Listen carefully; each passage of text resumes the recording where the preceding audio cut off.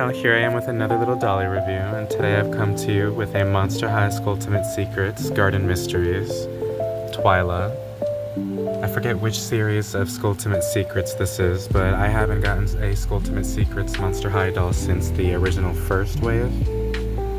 And I think the second wave with the Laguna. But I did not have Twyla.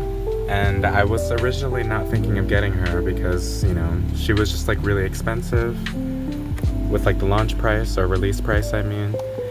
But I was at Burlington recently and I found her for $14.99. And I only found her and not Venus or Draculaura because I probably would have gotten all three of them had all of them been there, but it was just Twyla there, unfortunately. Here we're just gonna take a look at this gorgeous packaging. Now, as you know, these Monster High Skulltimate Secrets dolls come in this like beautiful like carrying case.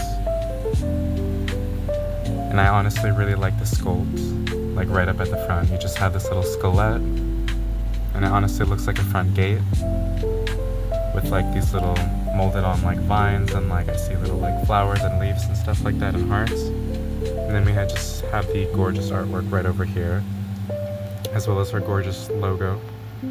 I really, really love that face and the artwork. It's very cunty, I will say. And here we just have the rest of the little text at the front, as well as more gorgeous artwork of the rest of the girlies on the back. And yeah, I'm really happy to have scored this doll very cheap, because I was not thinking of getting her originally, like I said, just because of the like, I don't know, kind of steepish price for me. But yeah, honestly, in general, I'm really happy that I got her for like a cheaper price, and it's nice that I'm going to be adding her to my collection because I do have the regular Creepover Party Twyla, which was her first introduction into G3, I believe. And then I've got the Fearbook Twyla, but I did not have the heart to unbox her because I just thought that she looked very pretty, like presented in box, and all of her little game pieces too. I was like just going to lose them, so I decided to keep her in box for now. But yeah, in the next clip I'm going to be getting this Twyla out of the box. Just taking a closer little look at the packaging really quickly, I forgot to mention before, but there's a whole bunch of like purple roses with like vines and thorns, with like a little skelette detail all along the front of the box and like kind of the front of the packaging. I guess it's supposed to look like the rest of this like really ornate like gate or whatever that's like covering up the Twyla doll. And it does not continue on the back, but yeah, I thought it was really interesting to point out the little printed detail on the cardboard. Here we've got Twyla out of her outer packaging, and now we're just gonna use the key to unlock the other stuff inside. Gotta unlock this one.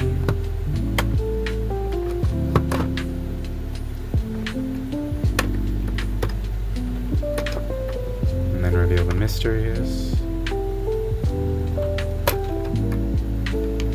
And then finally, reveal the doll. Here is Miss Twyla out of her packaging. I see that she has a little stain on her nose, but I'm not really going to fret too much about that. And I'm really happy that I paid like a lot cheaper for this doll because she does have polypropylene hair, which is why I wasn't really going to get them like in the first place, because I don't think Mattel should be charging that much, like $30+ for a doll, and then cursing them with this polypropylene hair, you know what I mean? I just don't think that it's right. I really think that they should have included saran hair or like a high-grade nylon, because this polypropylene hair is like notoriously really shitty, you know what I mean? And this doll costs, you know, regularly about like $30+. But like I said, the $14.99 that I paid for her is really not that bad. Here we're just gonna take a look at her makeup. She just has this really stunning kind of like grayish purple, like maybe periwinkle eyebrows. And they're very sculpted and defined. And we just have these little purple butterflies along her face. And her eyeshadow was very like butterfly wing inspired as well. Here we just see this very like butterfly winged like purple shadow, kind of like fading into this like lilac and like into this like regular lilac purple in the inner corner. And you can just kind of see this like dramatic wing on like the bottom as well. It's this nice kind of like lilac purple. It's the same colors as well on the other eye. She also just has this really like graphic, like winged black eyeliner and these really defined eyelashes as well. She's just got pink blush on her cheeks as well as this like metallic lilac silvery like lipstick. Kind of looks like Y2K like frosted lipstick. And then she's just got these little dangle earrings. I'm not exactly sure what they're supposed to be. They might be like flowers or like roses or something. And then moving on to like the base outfit that she comes with. She's just got this regular kind of like Monster High printed dress with these flowers all over it. This little corset with a bunch of detailing on it. And then she's just got on these little like fishnet, I guess like sleeve things, whatever they are. I don't know why they were included because they're not full stockings. It's not like, you know, anything you can do with it, but I guess it's supposed to complete some sort of look. And then she just has these like really chunky like kind of like clogged like mule shoes or whatever, or like no, they kind of look like loafers. Very preppy, like clogged platform loafers. But yeah, we're just gonna take a look at all the other stuff that she comes with too. Now, I'm not into the whole gimmick of this doll. I'm not gonna be doing the color change feature. I'm not gonna be doing the whole like, I guess, looking at like the packaging through this lens, because I honestly just want to get this doll and her accessories at the packaging. But for what it's worth, she does have this really like wispy, smoky kind of like looking pattern in like purple all over this kind of like very crinkly like paper and whatnot. And yeah, here we finally got Miss Twyla and all of her stuff out of her packaging with some light assembly required, because as you can see, she just has this little strap right over here and the little elevator thing and this little base like that can make the elevator go up and stuff like that. I kind of did everything all out of order, and it did come with this nice comprehensive kind of like, you know, instruction booklet and stuff like that. I am just a dumbass sometimes and cannot read instructions, and it took me a little bit of time to figure out some things, but now that we have everything out of the box and like out of its packaging, I will say that this like little graphic design and art is really cute for the instructions. With that being said though, here is everything that she does come with. This little spooky like gingerbread house, or whatever that is. She also comes with a sheer top, as well as this little spaghetti strap, like very gothic looking, like ruffle, like lacy, I mean, like purple top. It's got black spaghetti straps on it. And then we just have this crushed velvet velour mini skirt. It's kind of like turquoise, and it's got this little bow on it. And then she just comes with these little shoes. They are very interesting, and I do love the shape of the heel. It seems to be a spider with a spider web, as well as little like vapor like smoke waves at the bottom, or like shadows I guess, with this like spider webbing detailing all over it. These little laces, very cunty, very cute. And then she just has this little bunny house little purse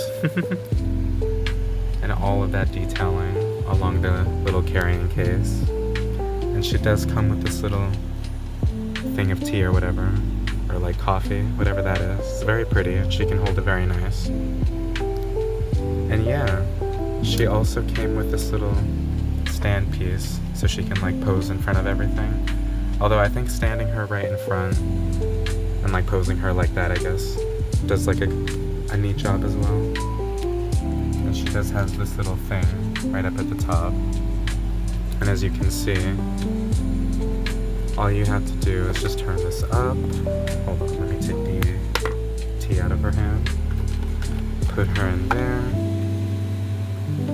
And then you just gotta turn this little thing forward.